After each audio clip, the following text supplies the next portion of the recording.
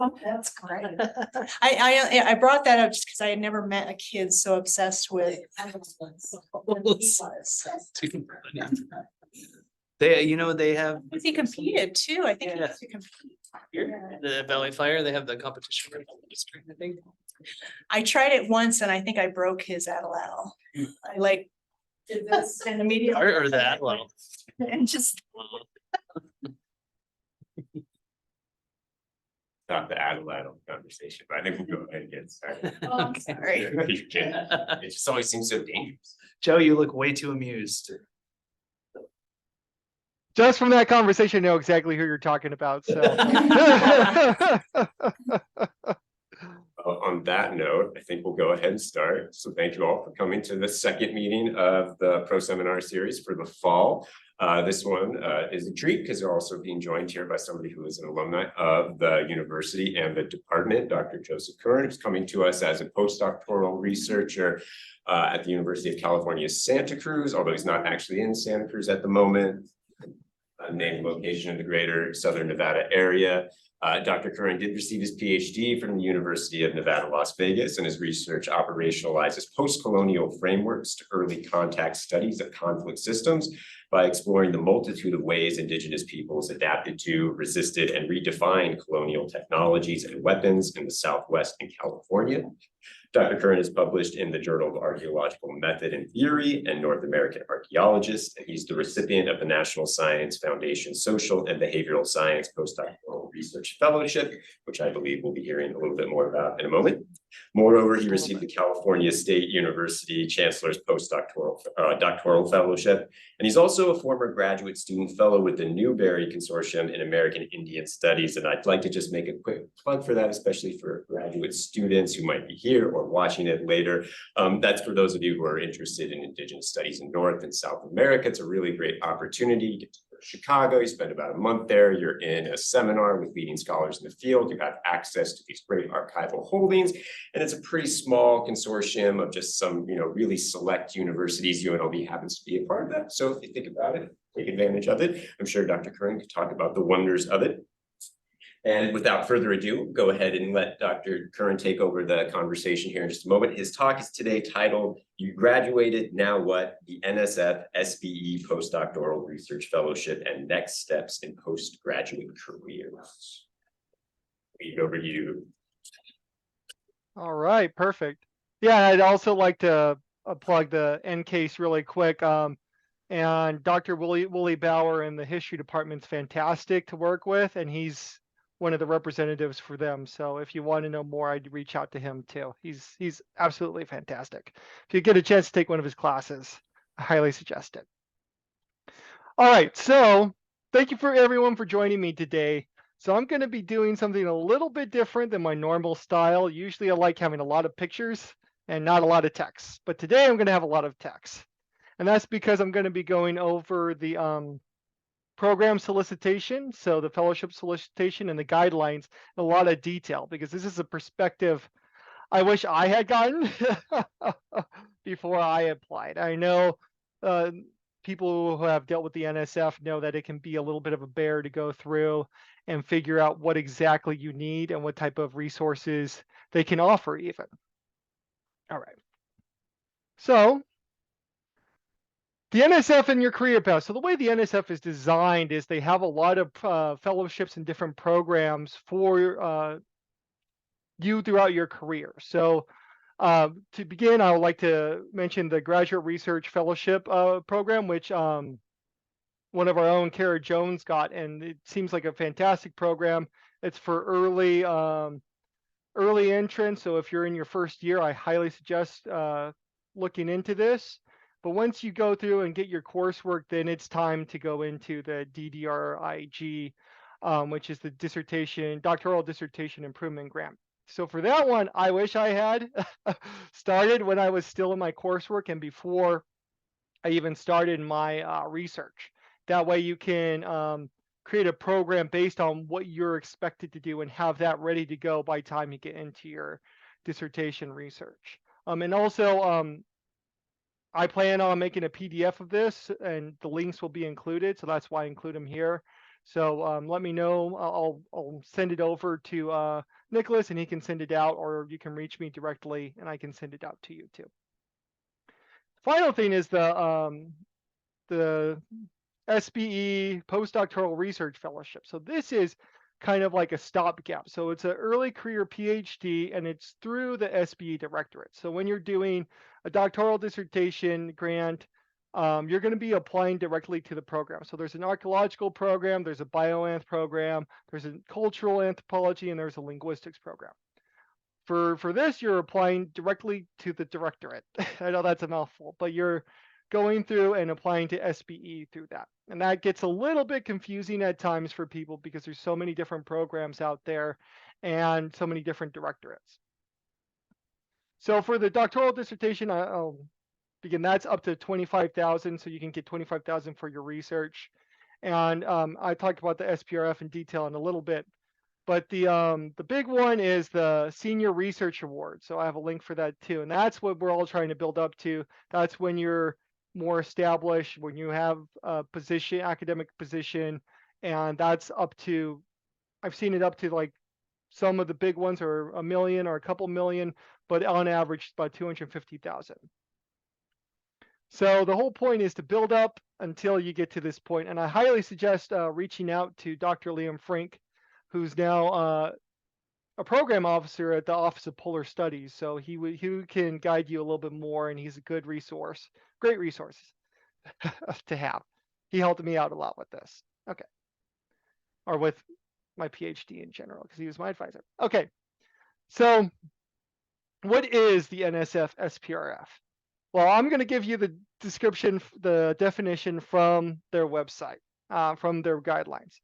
So the NSF Foundation, NSF offers postdoctoral research fellowships to provide opportunities for recent doctoral graduates to obtain additional training, to gain research experience under the sponsorship of established scientists, and to broaden their scientific horizons beyond their undergraduate and graduate training. So essentially, this is a way for you to do research and to get started on your next step in your career path without having to teach, without having to do volunteering. This is a great way. It's already a good achievement to have. So it's a great way to say, hey, I'm going to go focus on publishing, getting any of these publications out, and start my next steps. So it's not really there to have for like NSF senior research is there for, hey, I have a big multi-year research plan, and this is what I'm going to be doing. This is so you can get started on that. And the key here is you're going to need a sponsoring scientist from another institution, normally a host institution. Applications. So here's key. It changed when I was there. I had mine due January 1st, but it's the first Wednesday of November. So we're a little late right now for this year because you want to give this a lot of time. I gave it 2 years. Should have been a little much, but I think it worked out in the end. But you should be started now looking into this for the next year. And that way you can be prepared for it and moving forward with that application. I'll get into why it's important, especially for the track that I did, to get started early and take your time with it. So there's 2 different tracks for this. The first one is the fundamental research in SBE sciences. So this is like the traditional science. This is where you'll be doing data recording and things of that nature. But the key thing in this is you want to ask how this fellowship will advance fundamental scientific knowledge in the SBE sciences. Okay, so this gets into like their broader impacts in intellectual merit, which I'll be talking ad nauseum. So this is like, you know, if you're looking at social patterns of the virgin branched Puebloans or diet of hunter-gatherers, this is where you're going to be going into here under this track here. But if you're like me and you decide to make life difficult for yourself, you're going to be doing broadening participation in SBE sciences. So this is, for this, you're working with underrepresented groups, or the researcher is from an underrepresented group. Okay, so for me, I'm working with underrepresented groups. So the question you are going to want to ask and answer is how this fellowship will broaden or inform efforts to broaden the participation of underrepresented groups in the United States. For me, my research is a community-based archaeological program partnering with local indigenous groups and public organizations to provide access to data, access to archives, and also I'm including some training programs as part of this, and workshops and different things of that nature. So that's how I fell under this track. So that's the thing. You want to go in with the idea that you're going to be addressing one of these tracks. You want to figure out right away which track you're going to be under. All right, so now here's the juicy details. The award. So this is for 24 months at a level of $80,000 per year. So you get a $65,000 stipend and $15,000 to do research. It's not a lot to do research, but that $65,000 stipend is pretty nice. And you get it for up to 2 years. So you can do 1 year or you can do 2 years. That's up to you to decide. I'm doing 2 years, and that way I can like work on those articles that I have, a couple manuscripts that I have, and also the key theme for me with my research is working to build that relationship with tribal partners and community partners from the beginning. So I built it into my NSF application that a lot of this is going to be a lot of partnership and, to lack of a better term, consulting, which can be a dirty word nowadays because of how it's been done in the past, and collaboration, which I also think is a little loaded. But that way I can build that in and actually see what tribal partners will want with this, see what they want, and work from the beginning instead of telling them what they want. All right. So here's some contacts, and like I said, if I'll send a PDF of this too. These are your program officers. These are the program officers for the SPRF. These are the people that you will be contacting. The program director is Josie W. Miranda, and the program specialist is Lisa M. Jackson. These are the two individuals that will be reaching out to you with any information, letting you know that it was accepted, letting you know your next steps. So I had a little bit of mixed results contacting program directors and contacting people from the NSF early on. But I should have probably been more persistent and emailed them a lot more. They did get back to me, but it was kind of a mixed result. So I suggest also relying on advisors and contacts who have experience with NSF. Several professors at the university have had NSFs. I would go reach out to them, talk to your advisors, see who they know. And like I said, Dr. Liam Frink at the NSF is a good resource. So reach out to him. Especially, there's a lot of opportunities with the Office of Polar Programs for archaeology and anthropology in general. So reach out, see what they have going on. All right, so before you apply, decide your general research goals. So for me, I built off of my dissertation. And I said, I'm interested in applying post-colonial theoretical frameworks to investigate how local indigenous groups navigated contested spaces, okay? So what were they doing? How were they resisting colonial influence? And what exactly kind of conflicts and negotiations were going on. So I broadened it out from my original dissertation to include the Southern California region, specifically the Asistencia at San Bernardino, Redlands area.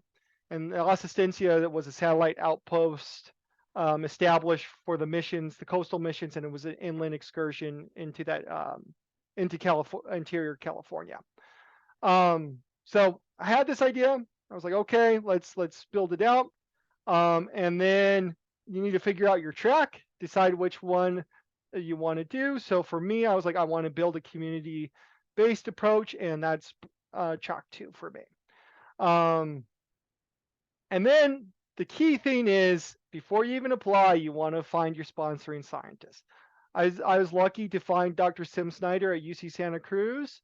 And he was heavily recommended by my advisor, Dr. Frink, and I had previous interactions with him. I listened to a couple of his talks. I've read his books. I know his research, read articles. So I was able to reach out to him and work with him. So talk to people you respect and see who they in turn respect and recommend. And then you reach out to them. And a lot of people are really happy to take on NSF postdoc scholar because uh, first off, people like sharing their interests, but most importantly, having a NSF postdoc under them as a sponsoring scientist looks great for their own CV and great for their career. So it's not just a one-sided relationship; it is a two-sided relationship. And you will be relying in your application process. You will be relying heavily on your sponsoring scientists. And then one thing too you want to do is reach out before you apply. Reach out to any specialists, any local collaborators, anyone that's needed for your research. Talk to institutions where your research will be conducted, and you want to get a good handle on that beforehand. You don't want to be like, oh, I can apply and then see how this works, because maybe someone won't want to work with you. Maybe someone's too busy. So you want to get that all set out before you even think about applying. So for sponsoring scientists, you want to make sure they're an expert in a aspect of your research. Okay, so for me, Dr. Snyder is a foremost expert in post-colonial California indigenous research at UC Santa Cruz. Right, it's a different network, so it's more of a California base versus my previous research was Southwest, and my previous advisor was Arctic. So it's a good way to get into a different network, and you got to make sure that they're a good fit, like an advisor for your Ph.D, right, or MA. You got to talk to them, make sure they're a good fit. Reach out, talk to people they've worked with, your mentor, another mentor or advisor, and see if they're good to work with. All right, so now we're getting to the application itself, which is a bit of a beast. So here's the parts. We have to have a cover sheet, project summary, project description, budget justification, data management plan, dissertation abstract, letters of collaboration, and host institution letter. So the dissertation abstract and letters of collaboration and host institution letter are recommended, but we'll get into why you want those in a second. So how to apply? So it's just to get into the application process, you have to do a couple different things, and they don't make it easy on you. First, you go to sam.gov and you register here as an entity. So this is actually good for anyone who's getting into, if you want to get grants for a NGO, if you want to start a business, this is a great place to start to get registered here, because this is the way you can get federal contracts, and this is the way you get federal money. So start here, register here. Then what you want to do, there's two ways to do this. I did one, so I'm going to go over that heavily, but I have the link to grants.gov here. So the application itself is not through the NSF website, it's through research.gov, which honestly is not an easy site to work with, but it is easier than the previous, which was not grants.gov, it was another one. Fastlane, and they got rid of that. So they phased that out. So here you log in and you can go through and enter your stuff in here. I'm not going to go through this because, like I said, it's kind of a beast to go through, but this is where you'll be applying, and this is where you'll submit your application through. Okay, and you can explore those links on your own there and see the details there. So one thing you want to do is set up your proposal right away when you're applying. I waited, I worked on other parts of the application, and then I went through like towards the end and set up this step. My suggestion is get in there as soon as possible. It's finicky. You'll need to work on it. So here's some steps. You go in, you select prepare new proposal. Then you must select I'm a postdoctoral scholar, and that will initiate your application. And then you want to do the full proposal wizard and go through these steps. So a lot of them are pre-populated, and then you can actually get into it here. So do that. First thing you do, I suggest is doing that. All right. So personnel documents. This is something that I wish I had known to do early on too. So you're automatically listed as a PI, and your sponsoring scientist will be a co-PI, which can be a bit tricky when you're at another host institution because as like you'll be listed as an independent researcher, and they require a faculty member to be the PI, so the language gets a little tricky when you're doing like IRB process and other processes, but you'll both be PIs on this. So you must identify your sponsoring scientist as co-PI and work on the personnel documents. So you will need their biographical sketch, current and pending support, collaborators, and other affiliations. So what's important about this is you need to work with your sponsoring scientists from the beginning and give them time to work on this. So it's for yourself, this is relatively easy because you, as a recent graduate, you won't have a lot of these. You won't have to worry about a lot of these issues.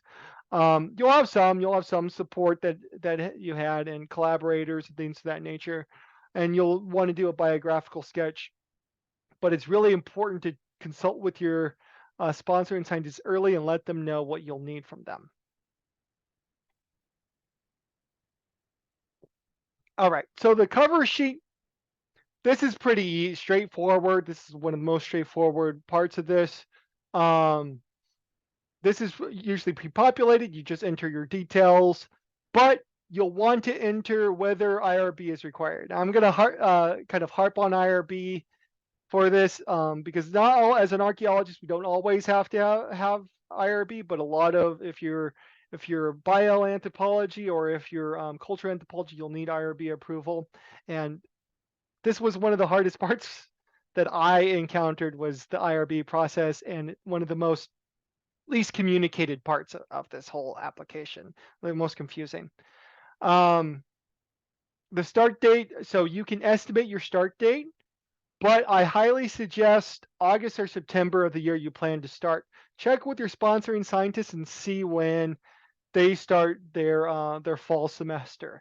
That way you can talk to them beforehand and be like, hey, I don't want you to work on this without getting paid. I want you to be advising and be paid at the same time by your university. So that's why I suggest a late start date, and you'll kind of need it to get situated through the host institution and at the NSF. And that gives you a little bit of leeway there. I'll explain a little bit later what happened to me and why I highly recommend this. All right, so to begin, you're going to want to do the project summary. So this is the classic one-pager, okay? So this is the one-page description, a little bit more than an abstract, but it's a one-page description. And you're going to need all these details. You're going to need your name, discipline, and date of your doctoral degree, which should be expected, right? You should be applying to this during your last little bit. You should be mostly done with your dissertation. Start thinking about the actual application process, but definitely start a year in advance is my recommendation. Sponsoring scientist name and title, proposed host institution, and basic disciplinary fields. So these are your key terms. The key thing about this, thing that they'll always want to know, the intellectual merit and broader impacts. So I'm going to show you everyone really quick what mine looks like. All right, so if you notice something right off the bat, just having those details already takes up almost a quarter of your page here. So that's why I put the title up here, and I put the title in the header up here. That way it doesn't take up space on the page. Then I give a very brief introduction here, just like a very limited synopsis. I don't even go into my methods really. I just say, hey, here's what I'm doing. I'm just looking into these assistencias and seeing what's going on there. Then you want to give the intellectual merit. This is where you're going to say how this will further along scientific knowledge. So for me, this proposed research challenges long-held academic assumptions about indigenous resistance and resilience against impacts of colonization. There we go. And then the key thing you want to do here for broader impacts, this is where you're going to want to spend a lot of your time and dedicate a lot of space for this. So this is how this will further along society. So what I say is that understanding how people interact to catastrophic change can impact how the catastrophic change we're going through as a society today, like climate change and different diseases and epidemics that we're undergoing. And here's where I include this. They don't include this in your project summary, but I think this helped me a lot. I call out how I'm broadening participation right here in my broader impacts. This is a good way to include it here. You want to use the language they use and parrot it and mirror it. That way they know that you're reading their solicitation.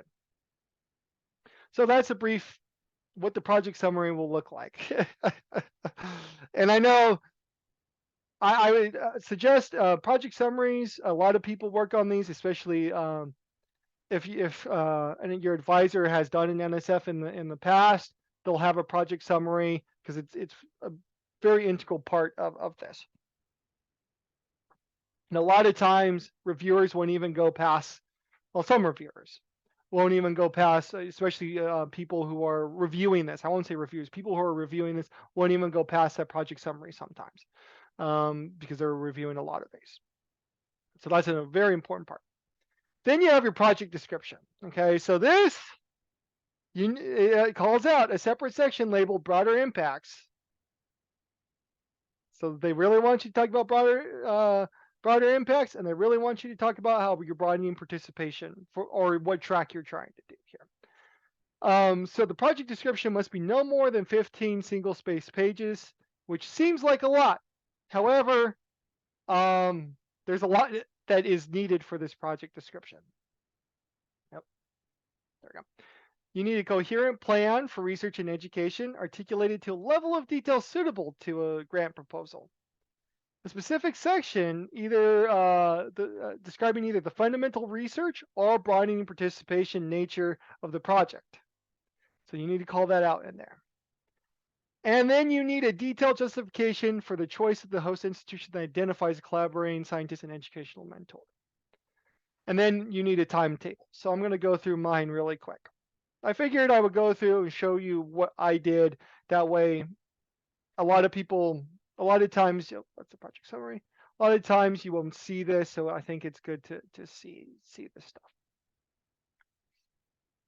All right, so I spent a brief amount of time in the project description and doing an introduction, just generally describing, call out your research questions well in advance. And then you're going to want to kind of go in here. This is where I kind of do a little bit more detailed in the project summary about my plan, about my methods, about how I'm operationalizing this. Then here I call out intellectual merit again, and I go into a little bit more detail, give sources here, show where you're getting your ideas from. And then this is key. This is the broadening participation. So what I did is I outlined programs that I'll do to help be inclusive for the indigenous community, the local indigenous community. So first is community archaeology outreach. For this, this is just talking to tribal councils, talking to elders, getting their perspectives, seeing what they want, not telling them what they want, seeing what they want. And that's why I purposely made my project general and fluid. That way I can get their perspectives and their insight and what they want, and instead of jumping the gun and deciding this is how I'm doing this. So maybe they don't even want to do any work at the Assistencia, and I'm doing minimally invasive, so I'm not excavating at all. It's all GPR and all really collection space. Maybe they don't want the work to be done at the Assistencia because of the trauma involved there, or maybe they don't want collections being disturbed. So I built it in to see I can still get a deliverable for them, irregardless of what my intent was, so I can accede to their wishes and include them from the beginning. So that's why I designed this. Like, I don't have a clear expectations in here. I built it off of saying, hey, I'm doing community-based. It's a process. I'm going to be working with tribes to do this. So that's why I also did part of the program, combined workshops, maybe giving different workshops on methods that the tribes find useful. I also thought it'd be important to do a community-based, built to the wider community, wider public, and I built in a site steward program for this. And you could do it or not, but this is something I decided to do. Then you could go into your background, make sure that you cover why this is in your background. You want to call out what's missing in this area, why you think it's important to do this research here. This is the materials. This is where you get into the nitty gritty, talk about what methods you're using. I'm using archives, I'm using ethnohistoric methods, talk about some survey. And this is where I'm very general with my survey, and especially with my museum studies and GIS analysis. And the reviewers called this out and said, we're not sure, but they also kind of understood. They're like, is this general because he doesn't know what he's doing, or because he's working with tribal partners? So I just had to do an addendum and say I'm working with tribal partners. So I'll get into that in a little bit. Here's the broader impacts. You want to call this out. Make sure that spend a lot of time here again. And so you also want to go in, and this is why this is a little bit lengthy, and this is why you need all this 15 pages, is you're going to start having to explain your training objectives and how you plan to achieve them. So what you're going to be doing while you're conducting this research. And one thing they want to know is how you're integrating and moving on from your dissertation research. So I explain how this is like broadening out my dissertation research and including other adjacent regions. And I'll also explain in this is a good spot to say, hey, here's the problem I found with my research. I wish I had been able to consult with and collaborate within tribal organizations, but because of COVID and a couple other reasons, I wasn't able to. So now I'm trying to do it for my postdoc.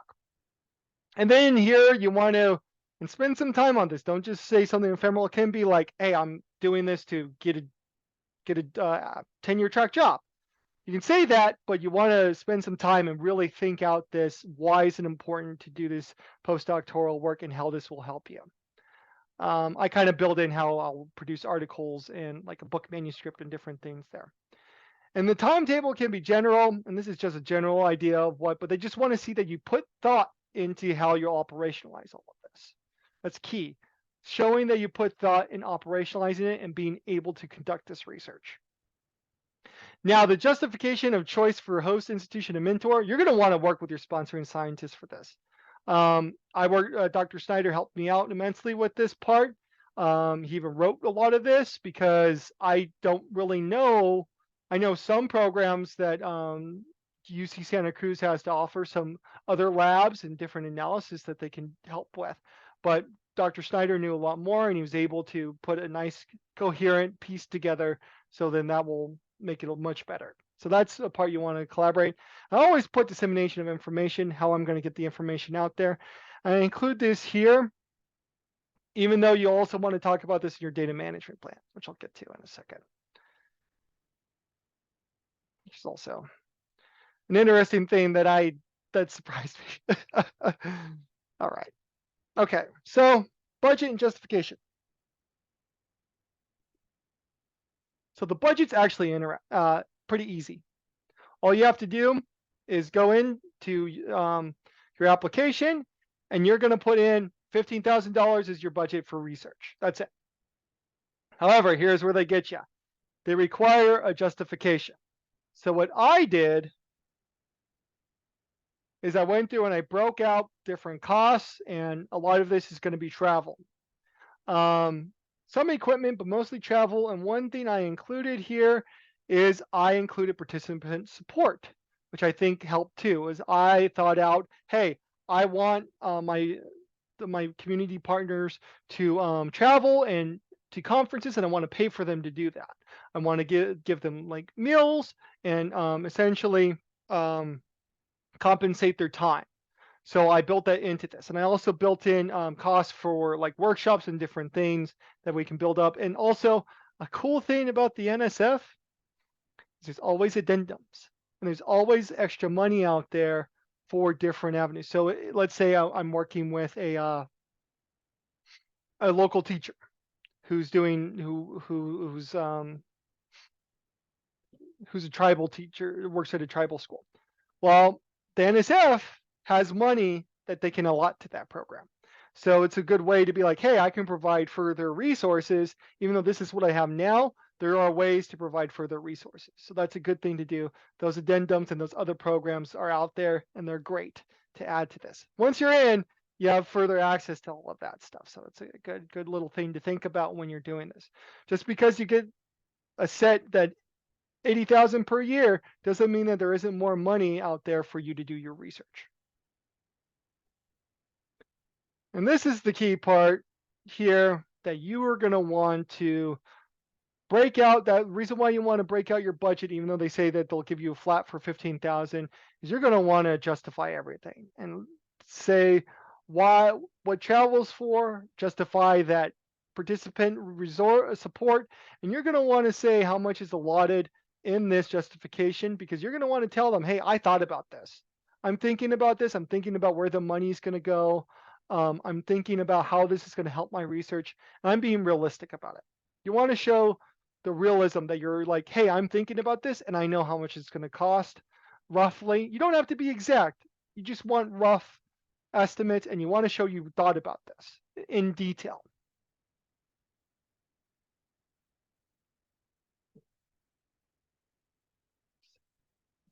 Okay.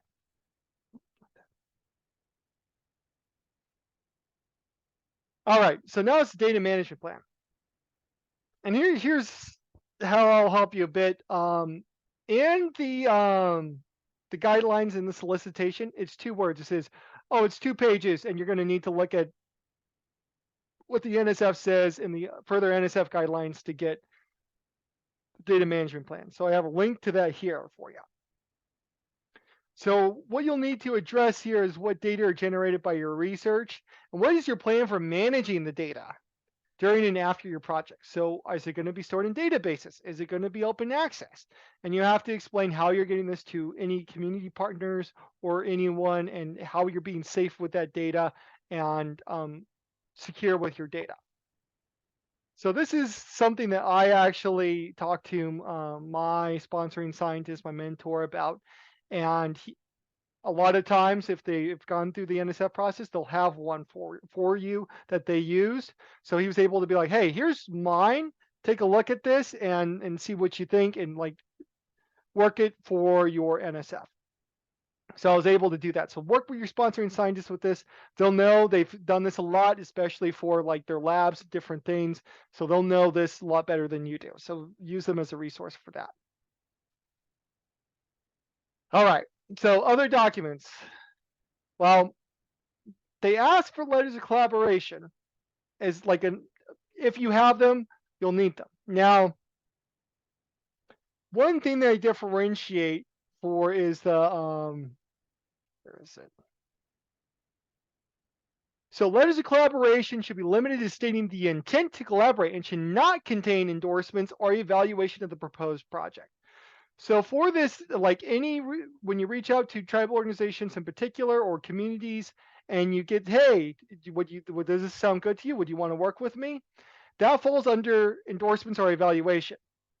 This is the letters of collaboration are specifically with the institution that you're going to be working at, or like a partner, not more than a partner, an institution that you'll be using their data or their collections or whatever.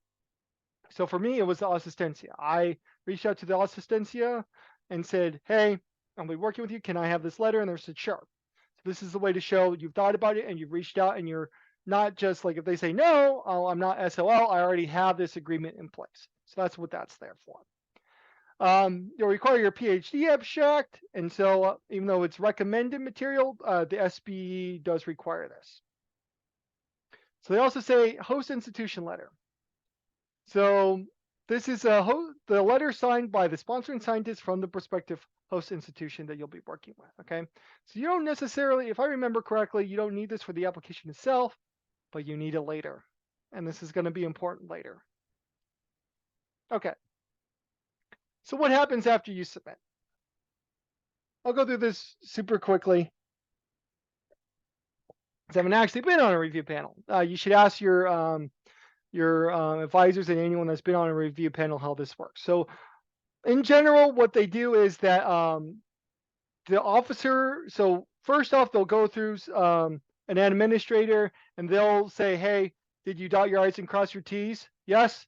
Cool. You can move on to the next step. Then the program director will take a look at it. Program officer will take a look at it with a panel of NSF affiliated faculty. So usually it's not people paid by the NSF, but they're reviewers from faculty members. Some of your faculty members, like I said, may have been on a review committee. And so they're usually from affiliated institutions, people who got NSFs before, and they're asked to come in and be to review your work. So at this point, you'll be a peer because you'll be a Ph.D. So it's peer reviewed. But once the review panel goes through, then it's the program officer's discretion whether to give you the funds or not. If they have any issues with your research, this is the time for them to QA QC and give their perspective. Now, it's not over there. There's still more, but I'll go through this quickly. I still have a little bit more. So after they're done with the program officer, then it goes on to the next step, which we'll talk about in a second. So here I've listed out the merit review principles, and the key thing you want to take from this is they're going to look into how your research has the potential to advance if not transform the frontiers of knowledge, and how this should contribute more broadly to achieving societal goals, how your research, and so here's another key part, the correlation between the effective broader impacts and resources provided to implement projects. And so the key thing here is you want to say that intellectual merit, they're going to evaluate your intellectual merit, broader impacts, and can you do your research? So what is needed, and do you understand what is needed for your research, and can you do it? So here's the key thing. This is more there. This is the review criteria, and this is open for you. The NSF gives this to you so you know what they're going to review it on. Intellectual merit, broader impacts are the big ones that they're going to look at. So you also want to consider what is the potential for the proposed activity to advance knowledge and understanding with its own field. How does it benefit society? To what extent do the proposed activities suggest and explore creative, original, or potentially transformative project concepts, right? So you want to think outside the box here with a lot of this. Is the plan for carrying out the research well-organized, well-reasoned, well-organized, and based on sound rationale? How well qualified is the individual? And are there adequate resources available to the PI? Which means did you choose your home institution well and your sponsor and scientists well? And so they're going to review the data management plan and the postdoctoral research mentoring plan. I didn't talk about that earlier. What is that? Well, that is actually now lumped under your project description, and you don't need that. So I have that here to say that because you'll see that and be like, what is that? Well, that's already going to be under your project description. Here, I'll skip that really quickly, but this is more additional solicitation. So actually, I'll go through this really quickly. So go through the host institution letter, your data management plan, and they'll also talk about the track. So this is how they'll evaluate if you chose the right track and see if you're addressing their concerns with these different tracks. Okay, so after applying, what do you do? Well, don't just wait. Look into IRB or other permissions that you need. Build your relationship with your sponsoring scientists. Talk to them more. Keep up with them and keep up contact with partners, letting them know what's going on. All right, so here I have the award process. The key thing here, I won't even click it, but the key thing I wanted to go into is even after the program officer agrees, they'll send out a letter saying, hey, you've gone through the review process, but you don't have it quite yet, which means essentially that you have it, but they have to go through their budgetary commission and essentially go through Congress. And this is particularly in the volatile political environment we're in, like talking about a shutdown, like this is affecting my funding. So this is something you're going to want to think about.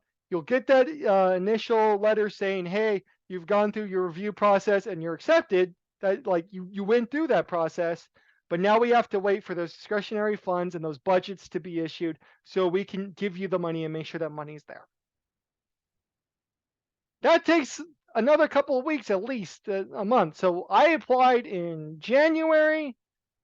I didn't hear I got it until late June. And then I was expected to turn around immediately and submit all my materials. And so that's the thing, is you got accepted, now what? Well, all these materials are required that you have to do. So you need an acceptance form, which is easy, that's straightforward. Starting certificate, which is also easy, just a signature, but you need your sponsoring scientist to also sign it. You need to show that you're complete your degree or that you're on track to complete your degree. You need that host institution letter again. You need to send that to them. You need to address any revisions and an addendum. So this is revised title, your data management plan, anything that they found wrong. If there's anything from your that the reviewer saw. So for me, I'll go through that in a little bit detail if I got time. But I had revisions, and I told you about earlier that they wanted me to address. So if you have any international involvement, think about that, especially if you're doing work in like Belize or anywhere in Peru or anywhere else. Think about this. This is where you'll have to spend some detail. IRB. So make sure the IRB process is started because they want proof that the IRB is at least initiated and that you have something called I'll go in that in a second, that you have proof that you're going through IRB. And then this is for, there's different, if you have environmental compliance permits, if you're needed, if you're dealing with invertebrate animals or any animals. And then you need an updated and current pending support. So get that from your sponsoring scientists. And then you need a draft abstract. So make sure you contact your sponsoring scientists immediately and have them set you up with your host institution and get that process started so you can get onboarded as quickly as possible and get your IRB. So IRB addendums I won't go through that in host institution. Okay. IRB is required from the institution, your host institution, not the institution you're at. So you don't start IRB until after you've been onboarded to your host institution. And you need this determination notice if you're not able to go through your IRB as quickly as possible, which because of the quick turnaround they had me do, I wasn't able to. So definitely get started. Contact your IRB department at your host institution. Kind of see beforehand when you get that initial letter saying, hey, you're kind of accepted, kind of talk to them a bit.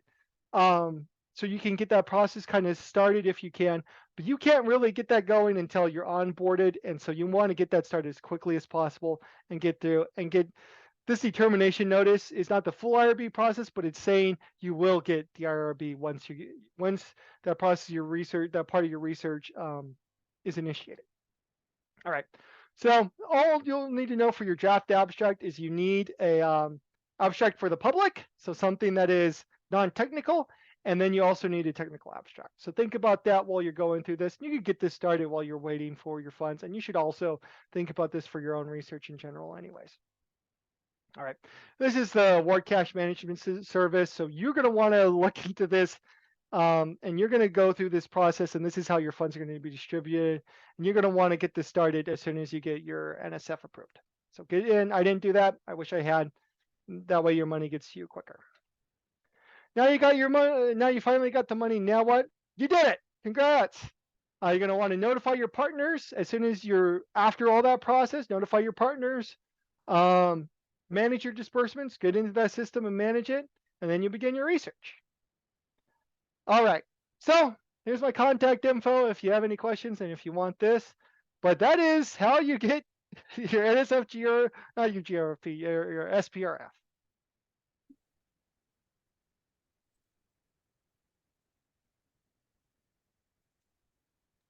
All right, I think I still can't hear you guys. Hear us any better now? Yeah, there we go.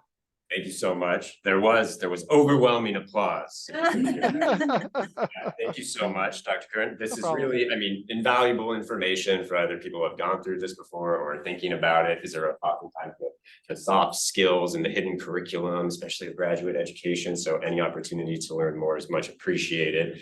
I'll open it up now if there are any questions for Dr. Curran. I know I have a few of my own, but. Joseph, I have one question. Thank you for that. Just explaining step by step. Could you talk a little bit about the the time it took you to write the process? Did you send your draft to different colleagues before submitting? Because that sounds like a lot, and the writing process could be really. Yes, that's actually a great question. So, like I said, I worked on this 2 years before applying. I thought I was ready after a year, and I wasn't. I needed more information, and especially if you're doing like that broadening participation and working with communities and working with other community partners, you need to talk to them, and you need to get like it's not an easy process, but you need to get that worked out. At least to have an idea of how you can continue and get that like consent, right? That they're interested in this. So that's key there. But what I did is I also like early on, I worked with my advisor on this in the beginning to kind of get this situated and send some materials to them. And then the key theme was switching over from being a graduate student and working with my advisor to being a postdoc and working with your scientific, your sponsoring scientist. So I sent all my drafts to both at first, and then I slowly switched over to just sending drafts to my sponsoring scientists. And they're going to be invaluable for that. So that's why you want to work on having a relationship beforehand, before you even start applying. That way they can look at your materials. I worked on my proposal for about a year. So a year and a half. So get that going, and you want to spend as much time as possible. Even send it to other people, send it to any colleagues or peers that you do similar research or you value their expertise and their input. So send it to as many people as possible. Thank you so much. No problem. Other questions? Okay, so I have one that's not a very fun question to answer. Do they give you any tips on how to manage your taxes? Because the NSF for any of their grants, especially when it's like a living stipend, explicitly says that they do not give tax advice and you need to figure it out from your institution. And some institutions have nothing to help you with tax advice. They give no information for tax advice. So they just like, we're distributing the funds, and even then it's kind of murky about exactly the details on how they're distributing the funds. Like I still don't understand it, to be quite honest. They said that like I get my research stipend up front, and that's like 30,000. They just gave me 30,000. At first it was like, okay, it's going to be yearly, but then they just gave me the flat. And then they're distributing my stipend in 3 months, and then it was like they changed the dates on me. It's a mess. And that's a great question, Kara, because it's a mess. It's absolutely awful. And they give no advice, and there's not any tax advice out there. And that's something that I might have to talk to you about because I don't know. Okay. Any warrants I got, I ended up paying out the nose at tax time. And I found out the hard way. I was in payment plans with the government. Yeah, I was not expecting it. Yeah, I got hit this year really hard. So Yeah, that's something that they should work on communicating much more directly. And they don't. Yeah. What's the percentage? Well, it depends obviously how much money you got, but then Sure. yeah, it was thousands of dollars I was expected to pay back at the end. Yeah. This was California too. Yeah. that's also, Yeah. Do they tax it like a bonus, like 40%? They tax it all at the end as if it was money you got, even though some of it went to tuition and everything else, they treated it like a salary you got. So imagine the taxes you pay on your salary, like a working job, they want to do that to your fellowship money and your other awards. So it falls under any other income. So, and especially Joe, since you're in California, that's mostly Yeah. why I asked, because when I worked in gonna be brutal. California, I lost a lot of money, so. Yeah, I'm gonna try and finagle it because I'm living in Nevada, so we'll see if that will help. Probably not because I'm listed under. California has rules. Okay. Try, I'm coming from California to here and I still have to pay taxes there and here. And not to add to the tax talk, you could try to do things like you could establish your own LLC, which helps a little bit. You could use the estimated tax calculator, as you can see. So you can try to anticipate what you might owe, since it's all going to come through a stipend, even those are pretty inexact. So, yeah. I have not gotten money back on my taxes for years. I Well, don't even know what also- that feels like. The IRS has the hardest time for anything that falls under research funds because they can never actually trace it down. So if you end up paying too much, you won't get your refund because they say, oh, well, we can't really prove how much you actually use, so we're just going to keep your extra amount of money, even though it's too much. So. Yeah, well, we can have a fun tax conversation. Yeah, that's brutal. Other folks. I do have a question, kind of like piggybacking off that. Hi, Joe, it's Rosina here. So my Rosina. question is, do you open up like an individual bank account or like a business bank account to kind of like keep track of like those accounting books, I guess? Yeah, so Yeah. I keep it in a separate account, but I didn't open up a business account. You can. So actually I didn't get into this at all. These funds for the postdoc do not go through the institution. They go directly to you. So the Office of Research or whatever is not involved in this. They can offer some advice and stuff, but they're not involved and it doesn't go through them. It goes directly to you. So whatever you decide on how to keep track of your funds is up to you. And key thing too is they don't take their cut. It goes directly to you, which is kind of cool. Way to hopefully get around that taxes. So that's something I forgot to say in my presentation is it's dispersed directly to you and not through the university, your host institution. And do you have like medical benefits and all that through your host institution? I do not. I get those separately from elsewhere. So it's like it's difficult once you're in the host institution. You're treated as like not even a faculty in residence. You're like a research adjunct. So and you don't get paid. So they create a position for you that's like non-paid researcher because you're getting paid directly from the NSF. So that's a little tricky, and that's one of those reasons why you're going to want to get in contact with your host institution as soon as possible. More minutes? Well, I have a question. Did you learn anything through the review process and getting reviews back that either surprised you or that you found really helpful from those first rounds of reviews? Yes, actually, one thing that the reviewers like, I need to be explicit about why I'm doing it. So the reviewers were one of the main comment was, did you actually think about your methods and how you're using collections? Because it was very ephemeral in my because of the nature of my stuff. So they're asking, was this because you're consulting with tribal partners, or is it because you didn't think about this? And they wanted to know that. So for me, I'm like, oh, I thought about this, but I don't want to say what I'm doing and how I'm doing this without that input. And so that was a good way. They assumed that was it, but I needed to make that explicit. So think about everything and think about That really all you got dinged on? That's pretty good there. Yeah, Joe. yeah. So that was it. And then my title. So it was pretty straightforward. Well, yeah. Lucas had to change his title just because for the general public. Anyone else? Exactly, make it a little bit more streamlined. Well, I think in that case, since we have just only a minute left, we'll go ahead and wrap up then.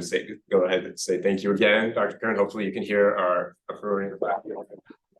I can hear it this time. Thank you so much for joining us. That was my pleasure.